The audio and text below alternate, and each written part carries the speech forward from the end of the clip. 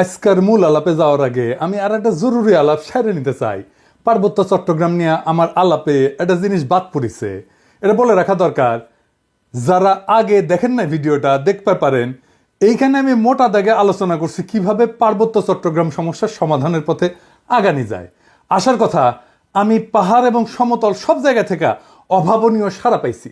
তার মানে সারা দেশের মানুষের কাছে গ্রহণযোগ্য এমন সমাধানও আছে। যে ইস্যুটা বাদ পড়ে গেছিল সেটা নিয়ে আলাপ শুরু করি, তাইলে ভুলে যাই, বয়স হতেছে তো তাই। আসেন আল্লাহ নামে শুরু করি। দেশ একটা অঞ্চল নিয়ে কি রাজনৈতিক অবস্থান নেয় সেটা তার সিদ্ধান্ত থেকে বোঝা যায়, তার আচরণ থেকে বোঝা যায়।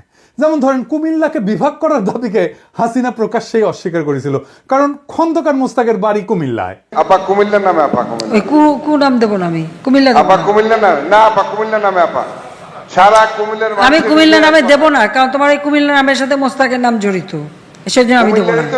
তোমরা যদি রাজি থাকো, ওই কুমিল্লা নাম নিলেই তো মোস্তাকের কথা মনে ওঠে। ভাববার পারেন কি ভয়ানক প্রতিহিংসা।